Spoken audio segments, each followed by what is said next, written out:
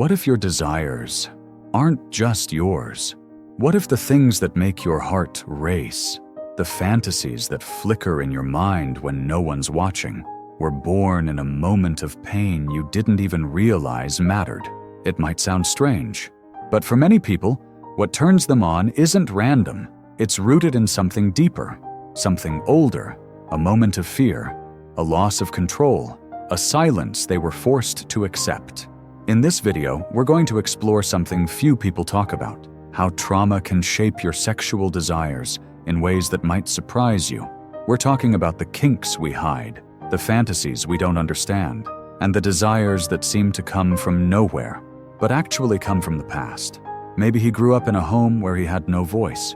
Now, he craves power in the bedroom. Maybe she was taught to always be polite and quiet. Now she finds freedom in being told what to do. Are these things broken? Number, but they are misunderstood. As you keep watching, you'll learn how the brain can turn pain into pleasure, how certain fantasies are actually the mind's way of coping, and why some desires feel too intense to ignore. We'll talk about one of the world's most common fantasies, and the hidden fear that might be hiding behind it. If you've ever asked yourself, "Why am I into this?" or "Does this mean something's wrong with me?" you're not alone. And no, it doesn't mean you're broken. By the end of this video, you may see your desires in a completely different light, not as something to be ashamed of, but something to understand. Welcome to Neurovista, where we explore the silent psychology behind who we are, what we feel, and what we crave. If you're ready to go deeper into the mind, hit subscribe, because what you discover next might just change how you see yourself forever. Most people think kinks are just quirks, just random preferences, like pineapple on pizza or a favorite movie scene. Harmless, personal, strange, maybe, but still a choice. But what if they weren't so random? What if some kinks are the mind's way of speaking when words fail? There's a desire no one really talks about. It slips into conversations as a joke. It hides behind memes and late-night thoughts we keep to ourselves. Because if we say it out loud, someone might ask why. And sometimes, we don't know the answer. But deep down, the mind remembers. He was the quiet boy who grew up in a house where shouting meant danger. He learned to disappear, to become invisible. Years later, in his most private moments, he craves intensity, roughness, a little danger, not because he wants to be hurt, but because in that moment, he gets to choose it. She was the good girl, always smiled, always polite. When she said no, they called her dramatic. When she cried, they told her to stop. She learned to suppress every reaction. Now, she has a fantasy where she gives up control, where someone else decides, not because she wants to be powerless, but because in that space, she finally feels safe enough to let go. These aren't just kinks, they're conversations, silent ones, the kind the body has when the soul is still healing. The brain is strange, and also brilliant. When it faces something painful, it doesn't always scream. Sometimes it whispers. It reshapes the pain into something else, something that feels good. It turns fear into excitement, shame into desire, powerlessness into play. And this isn't weakness, it's survival. The kink that no one talks about is often the one that makes no sense on the surface, the one that seems to contradict who we are. But that's the trick of trauma. It doesn't ask permission. It just leaves marks. And sometimes the only way the brain knows how to deal with it is by turning the story inside out. What looks like submission might actually be control. What looks like control might be a craving to feel seen, understood, safe. But here's the part most people miss. These desires, they don't mean something is broken. They mean something is working. The brain is trying to process what the heart couldn't. It's rewriting the script, reclaiming the scene, turning past helplessness into present choice. And sometimes, the kink nobody talks about is the one that says the most about where we've been and what we secretly need. Keep watching, because the deeper we go, the more this strange map of human desire begins to make sense. Trauma doesn't just live in your memories. It doesn't stay locked away, forgotten, filed neatly under past. It takes root somewhere deeper, somewhere the mind can't always reach. It lives in your nervous system, a quiet presence, constantly alert. The brain becomes trained by chaos. It learns patterns of fear, of danger, of survival. And the strangest part? It also learns how to find control, even in the most unexpected ways.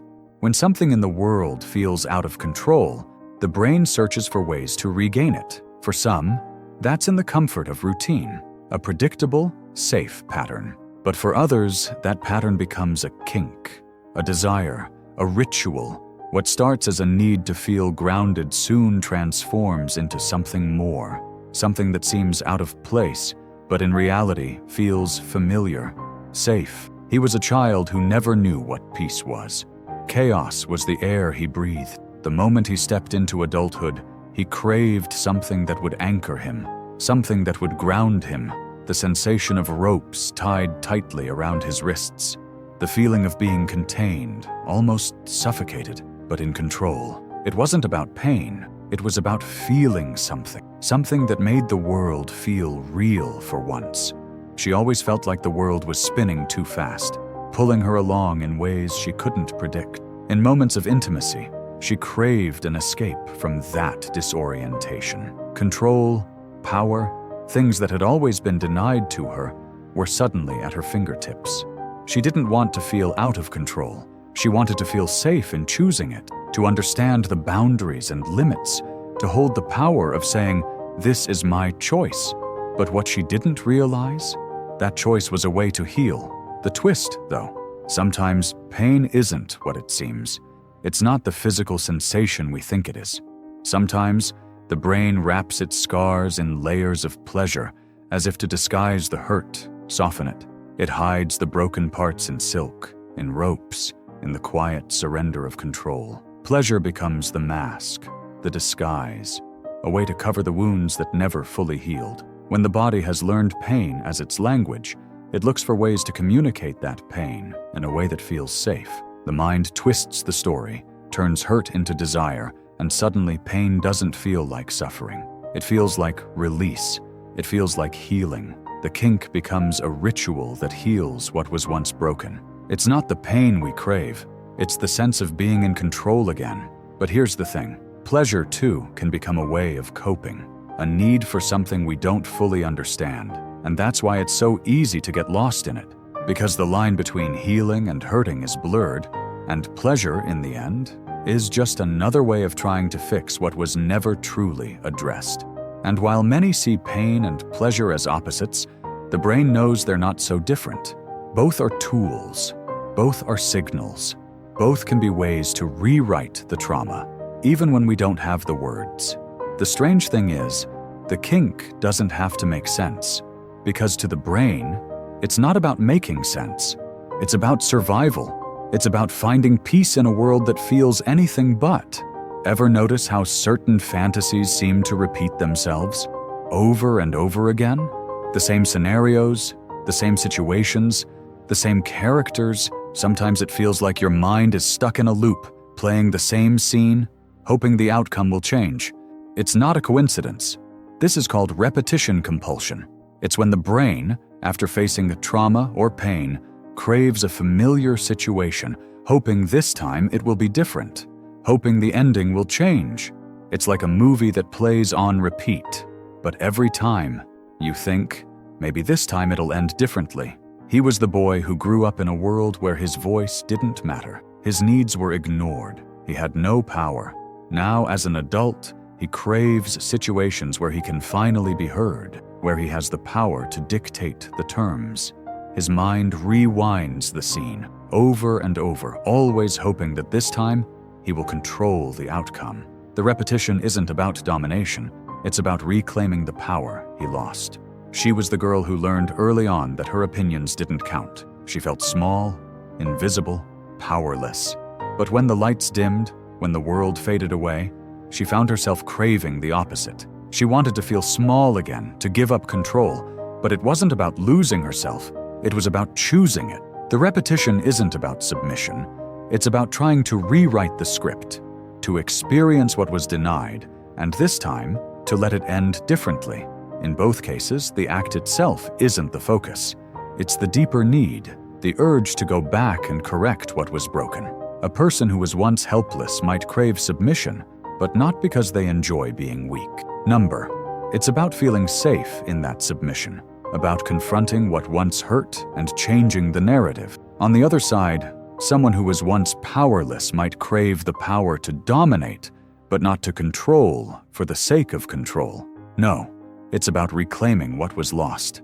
The mind goes back to what it knows because, in some strange way, it believes that if it keeps playing out the same scenario, it can fix what went wrong. But it's a loop. The brain doesn't want to repeat the pain. It wants to rewrite the story, to finally regain control over what felt uncontrollable, even if it's just for a few minutes. But here's the twist. The loop doesn't always work. It never really ends the way the mind hopes. And yet, it keeps repeating. The cycle keeps spinning. Not because the mind is foolish, but because it believes this time, the ending will be different. It's the strange beauty of trauma's influence on our desires. The way it forces us to confront our past over and over, hoping we can rewrite it. We keep coming back to the same scenario, thinking that maybe, just maybe, we can give ourselves the control we never had, even if it only lasts for a moment, even if the loop never truly breaks. Let's get something straight. Not all kinks come from trauma. It's easy to fall into the trap of thinking that every desire, every craving, is tied to something dark or painful. But that's not always the case. Some desires are simply born out of curiosity, playfulness, and the natural human drive for pleasure. Take a moment and think about it. Humans are wired to explore, to test boundaries, to experience life in all its colors. The desire to explore, to play, to try new things isn't inherently a sign of hurt. It's just part of who we are. People want to connect, to understand, to feel alive in different ways. That's why we seek out new experiences, new sensations. And yes, sometimes even the things that might seem unusual or out there. He had always been the quiet, reserved type. But in the privacy of his own space, there was a sense of freedom in trying something new. It wasn't about pain or escape. It was about curiosity, about finding something that excited him, that made him feel more alive. The desire wasn't tied to a dark past. It was simply a craving for something different, something fun. She was the same. She wasn't running from anything. She was running toward something, a new experience, a new way to feel pleasure. There was no trauma lurking in the background, no unresolved wound driving her. It was just about the joy of exploration. She was curious, eager to see what felt good, what could expand her horizons. For her, desire was about growth, not healing. But here's the thing, even though desire itself can be innocent, sometimes that desire feels a little too intense. You've felt it, haven't you? The cravings that are more than just curiosity, the desire that pulls at you, that feels like it has to be fulfilled, as though something inside you will break if it isn't. The pleasure doesn't seem like play anymore. It starts to feel like something deeper, something darker, and that's the point when it's worth pausing, asking yourself, is this helping me, or is it haunting me? Sometimes we crave things because they offer us an escape from the pain we're not yet ready to face, or the emotions we're still running from. When desire feels too intense, too tied to something from the past, it's worth taking a step back and asking whether it's helping you heal or simply masking something that needs attention. It's easy to confuse the two. Pleasure can feel so good, so powerful, and when it's tied to something intense, it can be hard to tell where the line is between play and healing, but deep down, we know the difference. Is your desire a way to explore new parts of yourself? Or is it a way to soothe a wound that never healed? The truth is, not all desire comes from a place of pain. Some is simply about exploring, having fun, and experiencing new things. But when that desire feels too strong, too urgent, it's worth listening to what it's telling you. Because in the end, true pleasure isn't about escape. It's about discovery. It's about connecting with who we are, without the need to hide from what we've been through. What if the key to freedom was simply understanding? What if you could stop being controlled by your desires, not by forcing them away, but by accepting them? Think about it. When you're faced with something you don't fully understand, it can feel overpowering. It can take hold of you, run through your mind, control your actions. But what happens when you pull back the curtain and see the mechanism behind it all? When you understand why something excites you, why it pulls you in, something changes. He used to think his desires were a source of shame, that they made him broken, that there was something wrong with him. He'd push them aside, try to ignore them, only to find himself drawn back, like an itch he couldn't scratch.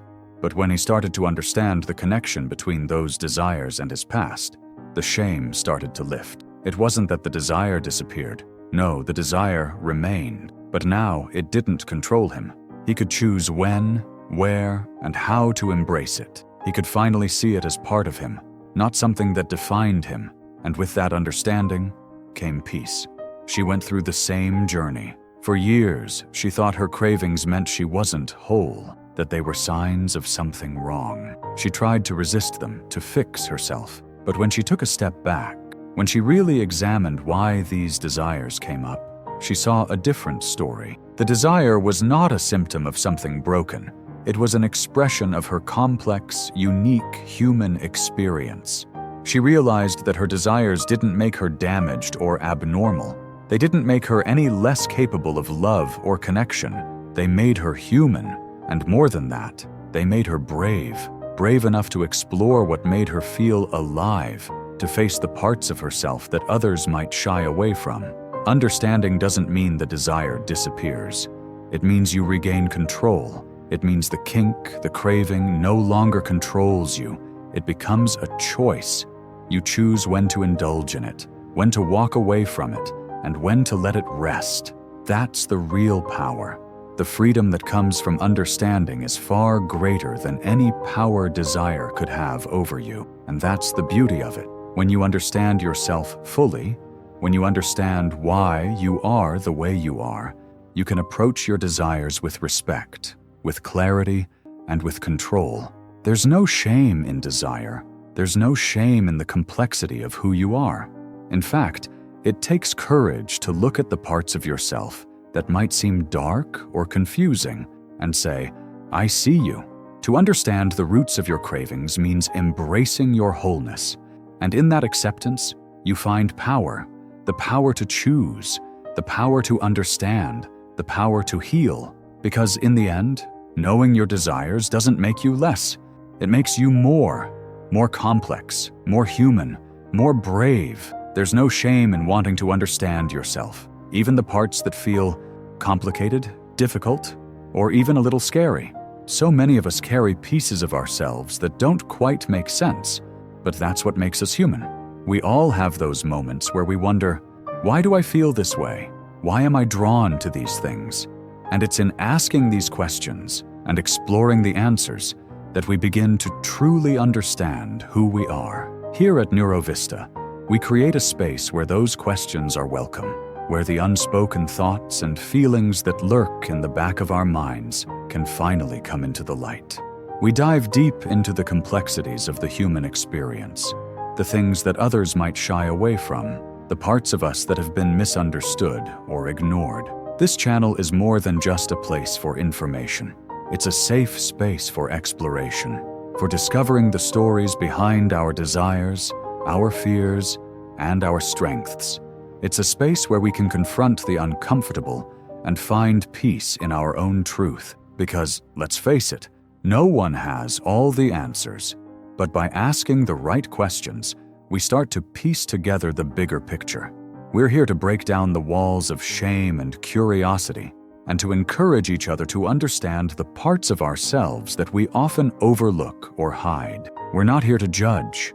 We're here to learn together, to grow together, and to support each other along the way. If you found something here that resonates with you, something that made you feel seen or understood, then we want you to be part of this journey with us. Hit that subscribe button, and let's keep asking the tough questions, finding strength in the answers, and uncovering the layers that make us who we are.